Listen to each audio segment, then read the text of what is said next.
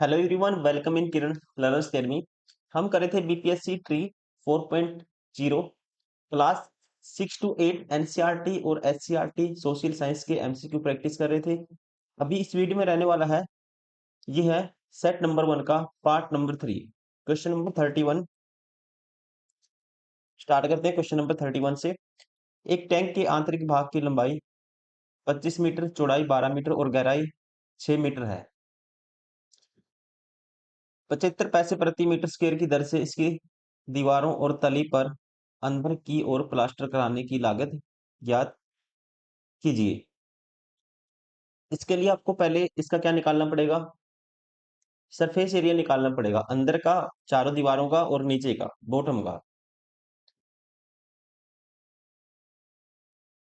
अब देखिए दोस्तों, मान लो ये है, कोई भी ऐसे है, मैं बना देता हूं।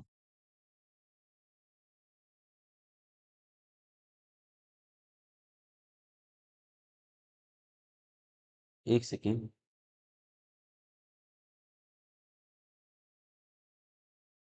देखो, एक टैंक है, ठीक है। ये टैंक बना देते हैं पहले।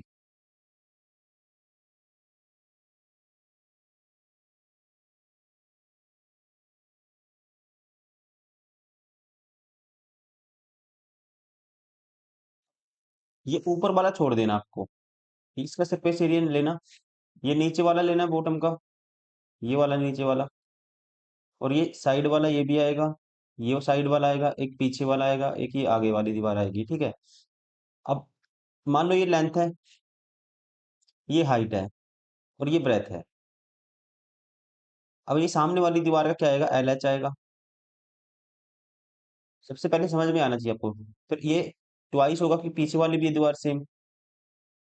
वैसे ही इस दीवार का जो साइड वाली दीवार है, एक तो ये साइड वाली, एक ये वाली साइड वाली, तो इनका क्या आएगा? तो ये ब्रेथ क्या है? ये बी है, तो ये भी बी है और ये एच है, तो B H plus B H की ट्वाइस ऑफ बी एच आएगा। प्लस एक बॉटम का क्या आएगा? बॉटम पे लेंथ एल है, ब्रेथ बी है, तो बॉटम का आएगा एल बी। ये आपको निकालना है, ये होगा सरफेस एरिया। अगर 2h यहाँ पे देखो, सब में से कॉमन क्या आएगा? सब में से कॉमन आएगा, यहाँ पे इन दोनों में से कॉमन आएगा 2h। ये होगा एल प्लस बी और ये इंटू में एल बी। अब लंबाई 25 मीटर है और चौड़ाई है 6 मीटर, गहराई है, ऊंचाई मतलब गहराई 6 मीटर। तो 2 गुना 6,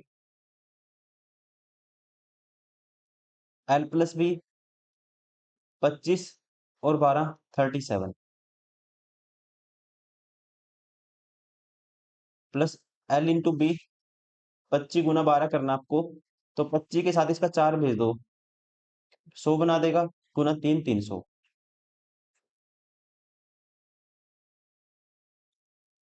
और रेट क्या है? 75 पैसे प्रति मीटर स्क्वेयर। तो रुपए में निकालेंगे 75/100। अब इसको सोल्व करना है।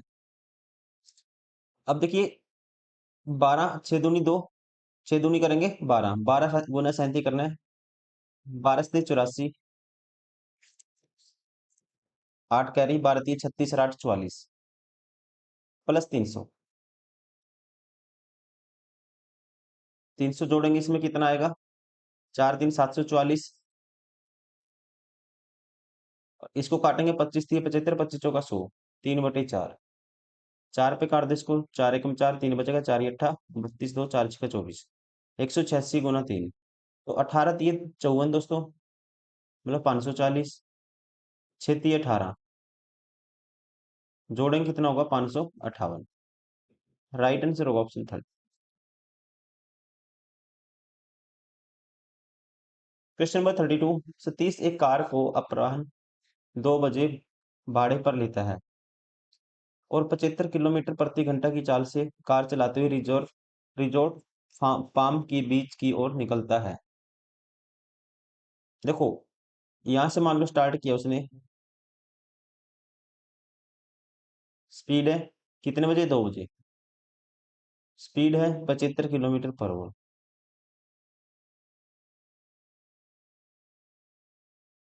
जो उसके घर से 800 किलोमीटर दूर है।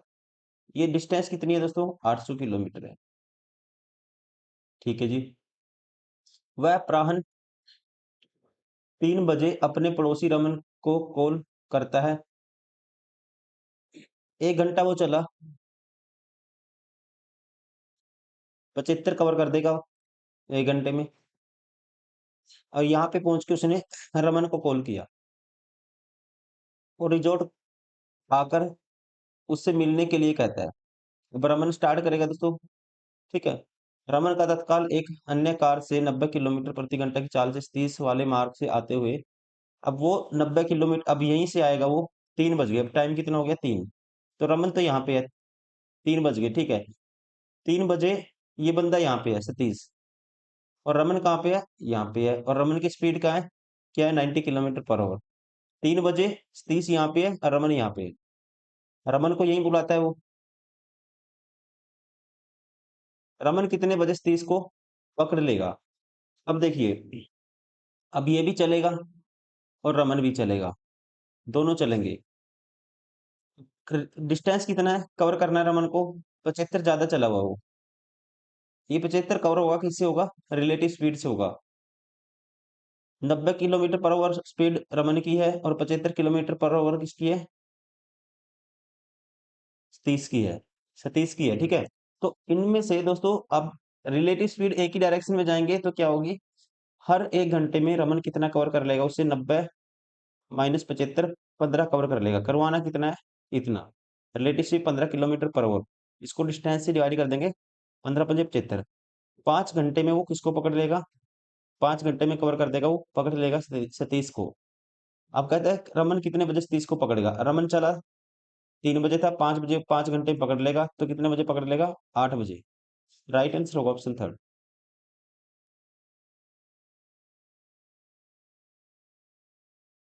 Question number 33। के का मान ज्ञात कीजिए जिसके लिए समीकरण निकाय दिस एंड दिस का कोई हल नहीं है। इक्वेशन हैव नो सॉल्यूशन, इसके लिए एक रिजल्ट होता है, आपको याद रखना है।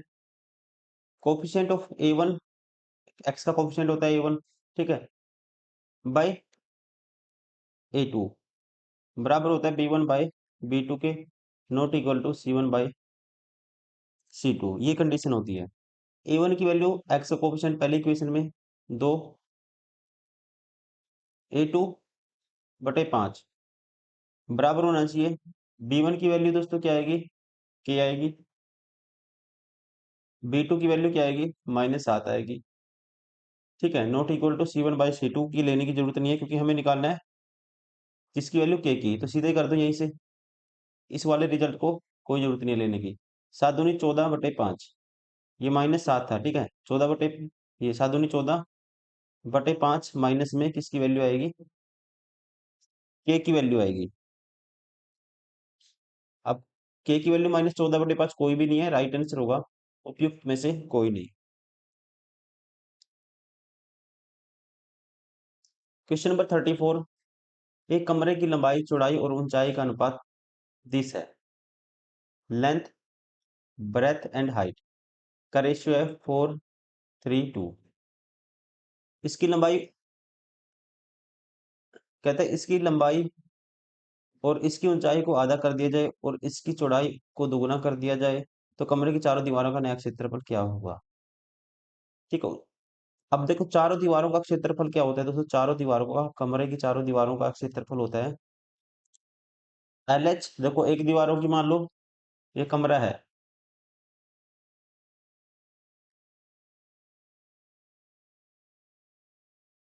ये लेंथ है, ये ब्रेथ है, ये हाइट है। तो ये सामने वाली दीवार का क्या होगा? L × H होगा। पीछे वाली का भी L × H होगा। इसका B, ये ब्रेथ B है और हाइट H है तो BH होगा। और इसका BH होगा। क्या आएगा? Twice of LH plus twice of BH। 2H common लेंगे तो L + B। समझ में आ गया कैसे आता है? अब 2H, 2 × H की वैल्यू 2 है, L + B 4 3 7, 7 दूनी 14 दूनी 28। स्टार्टिंग में 28 है, अब कहते हैं इनिशियल क्या है, अब क्षेत्रफल A1 की वैल्यू मान लेता हूँ 28 है। अब A2 की वैल्यू क्या होगी, जब ये कंडीशन होगी यदि इसकी लंबाई और ऊंचाई को आधा कर दिया, लंबाई को आधा कर दिया, ऊंचाई को भी आधा कर दिया, इसकी चौड़ाई को दोगुना कर दिया जाए, चौड़ाई करते हैं कर दी कितनी, दोगुनी, 6 कर दी। अब एरिया क्या आएगा, ट्वाइस ऑफ, यही पुट करना है इसमें। अब आएगा A2 की वैल्यू आएगी 2h, h की वैल्यू 1, L प्लस बी, 6 2 8, 8 दूनी 16। तो पहले 28 था, अब 16 है। पहले 28 था, इसको हटा देता हूँ।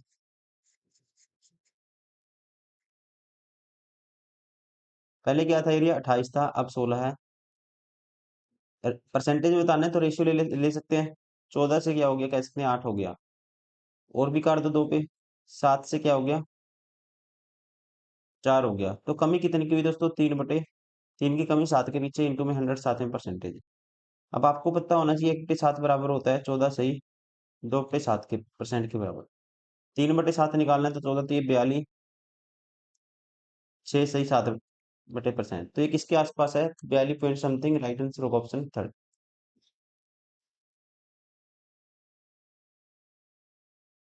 क्वेश्चन नंबर 35, क्वेश्चन मार्क के स्थान पे क्या आएगा, देखो यहाँ पे 6 का गैप है, यहाँ पे दोस्तों 12 का गैप, फिर 18 का गैप, फिर 24 का गैप, फिर कितने का आना चाहिए, 6 6 पे गैप बढ़ रहा है, 24 और 6 30 का गैप होना चाहिए, 30 जोड़ेंगे इसमें कितना आएगा, 94 आएगा, राइट आंसर होगा ऑप्शन सेकंड। राणा और रणवीर के बीच का एक चुनाव में राणा को 40% वोट मिले तथा वह 60,000 वोटों से हार गया। देखो, राणा और रणवीर, ये है मान लो राणा, ये है रणवीर। अब राणा को कितने मिले दोस्तों, 40% वोट, 100 मान लो, टोटल 100 है, 100 में से 40 किसको मिले, राणा को मिले। फिर रणवीर को कितना मिला होगा, 60% मिला होगा, 60 मिला होगा मतलब 60 यूनिट, और वह क्या हो गया, 60,000 वोटों से हार गया। तो राणा कितने से हारा दोस्तों, 20 यूनिट से, और ये कहते हैं कितने से हारा, 60,000 से। 20 यूनिट की वैल्यू 60,000, 1 यूनिट की वैल्यू 0 से 0, 2 3 6, 3,000। अब पूछता क्या है, रणवीर के पक्ष में वोट कितने वोट पड़े, रणवीर को मिले 60 यूनिट, 60 यूनिट की वैल्यू निकालोगे तो 60 गुना करेंगे 3,000, तो ये आएगा 36 18 के आगे 4 zero, 1,80,000, right answer of option three. Question number 37, दो स्थानों के बीच ट्रेन, बस और हवाई जहाज के भाड़े का अनुपात ये है, फेयर का अनुपात क्या है, ये है, किस किस का, ट्रेन बस और हवाई, ट्रेन बस और हवाई जहाज, 5 8 12, उनके द्वारा यात्रा करने वाले यात्रियों का अनुपात, यात्री क्वांटिटी का अनुपात ये है दोस्तों, 3 4 5। एक विशेष वर्ष में इन वाहनों द्वारा एक ट्रिप में इतने रुपए का संग्रह हुआ, देखो पैसे कितने रुपए इकट्ठे होंगे इनसे। अब इतने, मान लो ट्रेन का किराया इतना है दोस्तों, आप ट्रेन में जाते हो, आपका किराया 5 रुपए है, ठीक है, और आप जैसे 3 आपके दोस्त हैं सेम, तो 5 दिए 15 रुपए लगेंगे, तो कितने पैसे कलेक्ट होंगे, 15 यूनिट, ठीक है। तो ऐसे मतलब ये कह सकते हैं टोटल यहाँ से रिवेन्यू क्या आएगा, 5 दिए 15, 8 चुका 32, और 12 पंजे 60, 32 और 15 47, और 60 107, 107 यूनिट की वैल्यू क्या है, एक 107 के आगे 3 जीरो, तो 1 यूनिट की वैल्यू क्या आएगी, 1,000 आएगी। बताना क्या है आपको, हवाई जहाज की यात्री द्वारा संग्रह की गई कुल राशि मान क्या थी, हवाई जहाज का बताना आपको, मतलब 60 यूनिट की वैल्यू बतानी है, तो 1 यूनिट की वैल्यू 1,000 है, तो 60 यूनिट की वैल्यू क्या आएगी, 60,000, राइट आंसर होगा ऑप्शन सेकंड।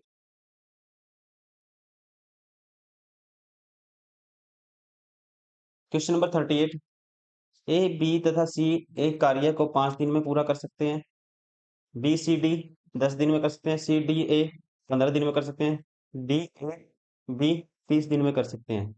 तो ए बी सी डी मिलकर कितने दिन में करेंगे? देखिए, ए प्लस बी प्लस सी 5 दिन में करेंगे किसी काम को, डायरेक्ट करना आपको। बी सी डी 10 दिन,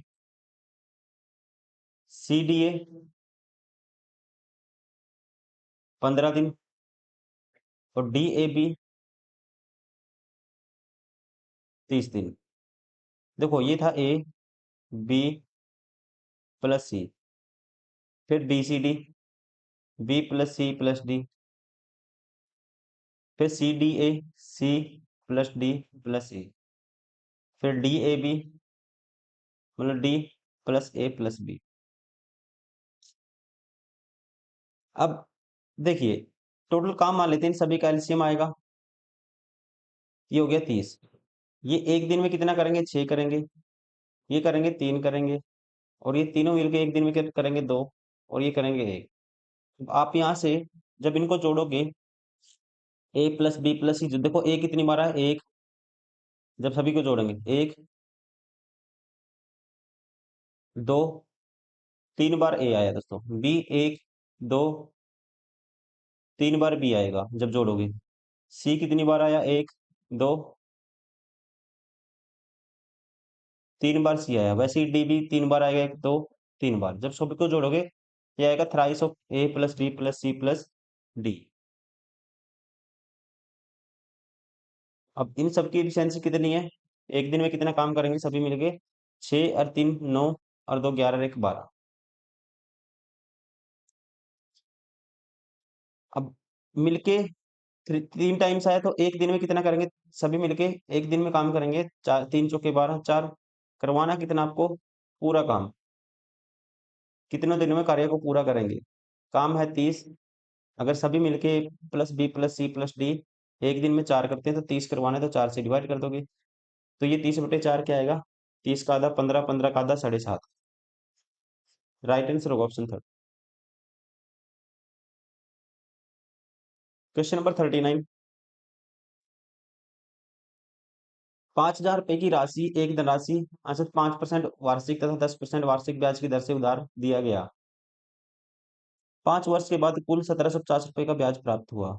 10% की वार्षिक साधारण ब्याज पर दिए गए धनराशि ज्ञात कीजिए। देखो, 5,000 रुपए की राशि एक धनराशि 5% पे और 10% पे दोस्तों वार्षिक ब्याज की दर पे उधार दिया गया। पहला कुछ धनराशि 5% पे, कुछ 10% पे, तथा 5,000 राशि क्या है? 5,000 है। अब 5 वर्ष बाद 1750 का ब्याज मिला तो 1 वर्ष का ब्याज कितना होगा दोस्तों? आप कहेंगे 5 पे इसको डिवाइड करेंगे, 5 पे काटेंगे तो ये आएगा 5 दिए 15, 5 5 भाई 350। 350 दोनों से ब्याज मिलता है 1 साल में। तो 5,000 पे कितना मिलेगा? जीरो से जीरो जीरो उनट से साथ में परसेंटेज लगाएंगे, परसेंटेज में कन्वर्ट करेंगे तो 2 जीरो से 2 जीरो कैंसिल, 5 पे काटेंगे 7%। मिक्सचर एंड एलिगेशन अप्लाई करेंगे तो ये आएगा 3 यूनिट और ये आएगा 2 यूनिट। 3 और 2 5 यूनिट की वैल्यू 5,000 है तो 1 यूनिट की वैल्यू 1,000 आएगी। तो आपको बतानी है 10% पे कितनी लगाई थी? 2 यूनिट, 2 यूनिट की वैल्यू 2,000। राइट आंसर होगा option third. Question number 40। Argon का उपयोग सामान्यतः तापदीप प्रकाश बल्बों में करने के लिए किया जाता है क्योंकि आर्गन डैश गैस है। आर्गन है, ध्यान रखेंगे आप, non active gas, periodic table में ग्रुप 18 में पाया जाता है। और ये क्या है? एक निष्क्रिय गैस, क्योंकि जब आप इसको फिलामेंट में यूज करोगे ये रिएक्शन नहीं करेगा, एक्टिव नहीं है, निष्क्रिय है ये। ठीक है, और निष्क्रिय को एक और बोलते हैं अक्रिय। राइट आंसर होगा ऑप्शन थर्ड।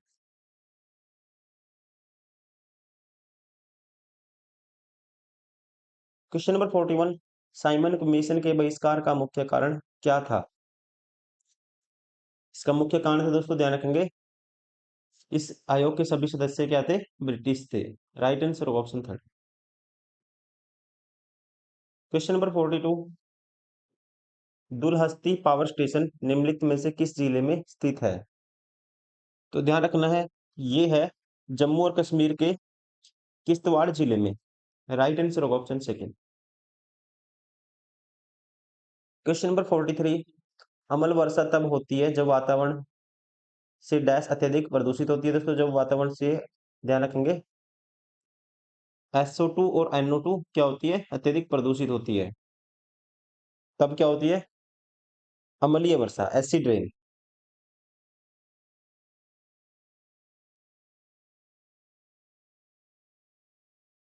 क्योंकि ये दोनों के दो,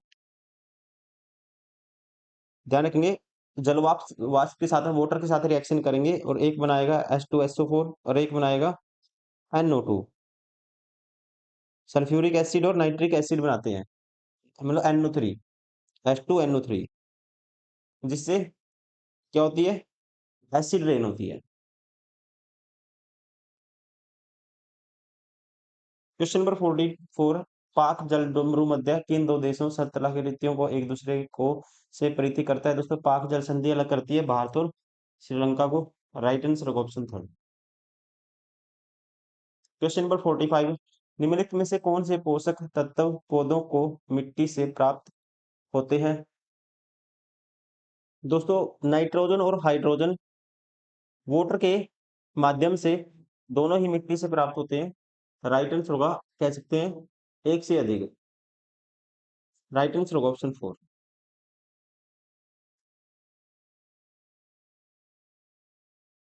क्वेश्चन नंबर 46, वर्तमान में किस राज्य में लोकसभा सीटों की संख्या अधिकतम है। दोस्तों लोकसभा सीट सबसे ज्यादा कहाँ पे है, यूपी में है 80। राइट आंसर होगा ऑप्शन फर्स्ट।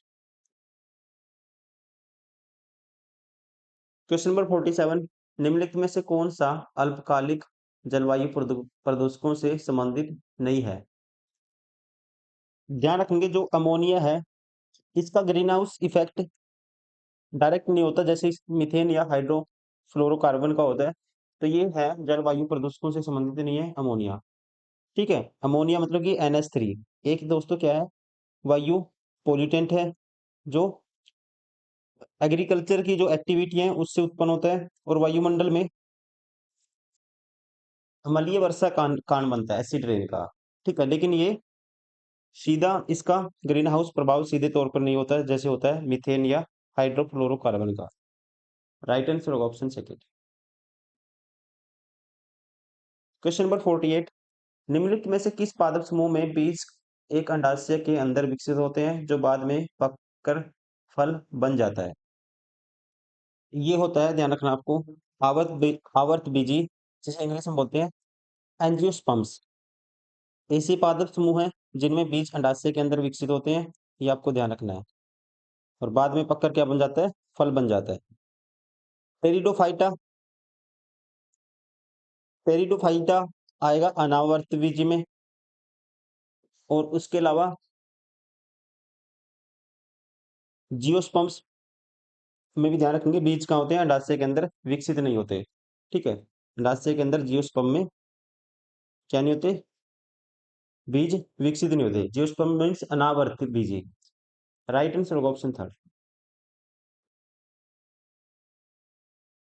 क्वेश्चन नंबर 49, दिसंबर 2023 में सरकार द्वारा भारतीय संसद के साथ साझा की गई जानकारी के अनुसार मेलानिस्टिक भाग केवल डैश में दर्ज किए गए हैं। करंट अफेयर का क्वेश्चन है, ठीक है, मैं आंसर बता देता हूँ उसका, ये है, राइट आंसर होगा ऑप्शन फर्स्ट, सिमिल सिमिल पाल टाइगर रिजर्व। कहाँ पे है ये, उड़ीसा में।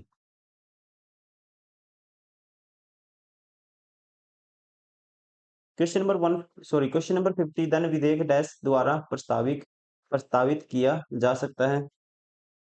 धन विधेयक या मनी बिल प्रस्तावित किया जा सकता है। राइट आंसर होगा ऑप्शन फर्स्ट, केवल लोकसभा में।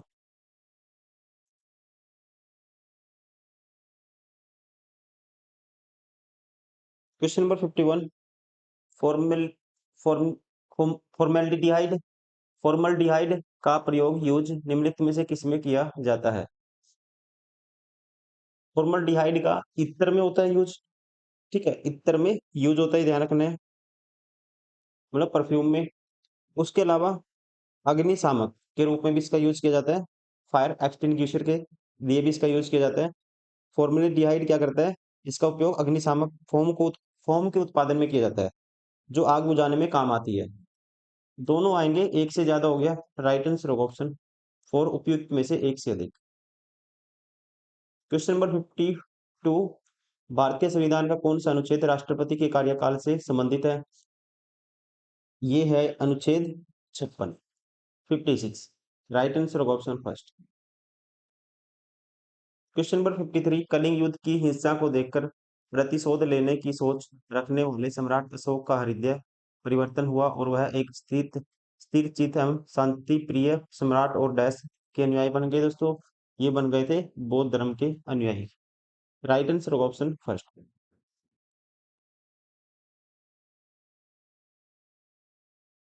क्वेश्चन नंबर 54, निम्नलिखित नदियों में से कौन सी अध्यारोपित अपवाह प्रणाली सुपर इम्पोज्ड ड्रेन सिस्टम का एक अच्छा उदाहरण है?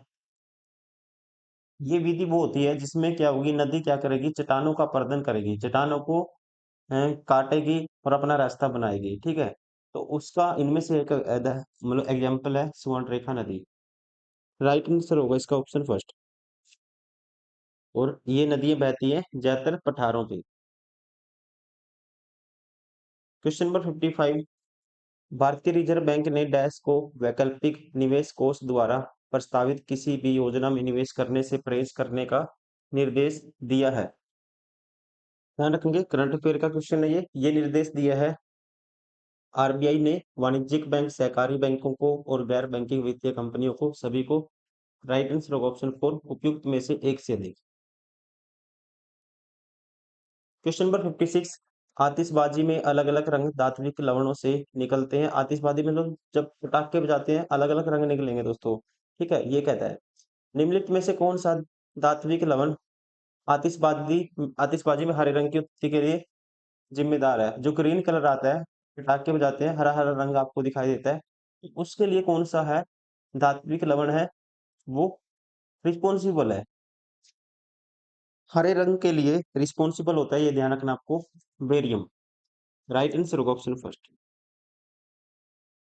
क्वेश्चन नंबर 57, भारत की पहली संश्लेषित दवा डैश वैज्ञानिक एवं औद्योगिक अनुसंधान परिषद CSIR द्वारा विकसित की गई थी? तो इस दवा का नाम था, आपको ध्यान रखना है, मैथाको क्वालोन। मैथाक्वेलोन इस दवाई का नाम था।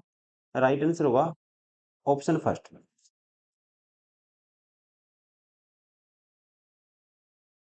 क्वेश्चन नंबर 58, केंद्रीय पर्यावरण वन और जलवायु परिवर्तन मंत्रालय द्वारा शुरू किए गए सामाजिक आंदोलन का नाम क्या है?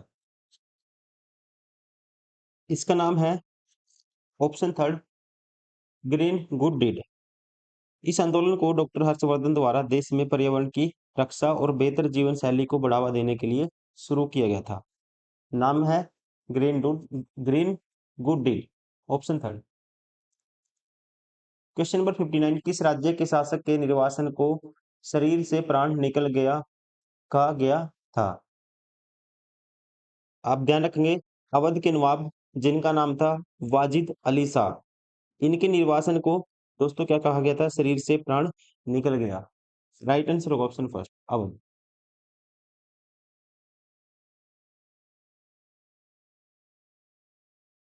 क्वेश्चन नंबर 40, निम्नलिखित में से किस रक्त समूह वाले लोगों को सार्वभौमिक प्राप्तकर्ता माना जाता है? मतलब जो किसी का भी रक्त ले सकते हैं, वो होता है AB पॉजिटिव। राइट आंसर होगा AB, ध्यान रखेंगे ऑप्शन सेकंड।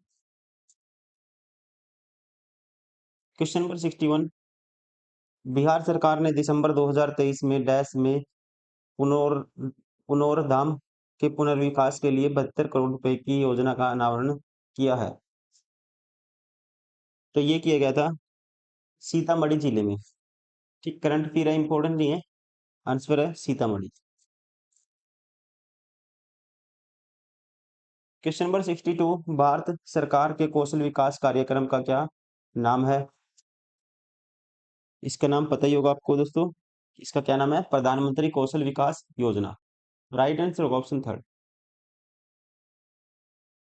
क्वेश्चन नंबर 63, 1857 के विद्रोह के दौरान भारत में ब्रिटिश महिलाओं को समर्पित पेंटिंग इन मेमोरियम किसने चित्रित किया? इसको चित्रित किया गया था जोसेफ नोएल पैटन के द्वारा। कोई भी नहीं ऑप्शन में, जोसेफ नोएल क्या आएगा? Joseph Noel pattern.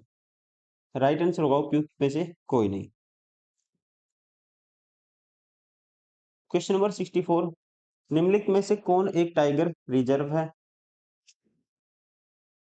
इनमें से गिवन में से टाइगर रिजर्व है। ऑप्शन फर्स्ट, जिम कॉर्बेट राष्ट्रीय उद्यान। गिर वन्य जीव अभयारण्य एशियाई शेरों के लिए फेमस है, न कि बाघों के लिए। केदारनाथ वन्य जीव अभयारण्य, ये दोस्तों एक वन्य जीव अभयारण्य तो है लेकिन टाइगर रिजर्व नहीं है।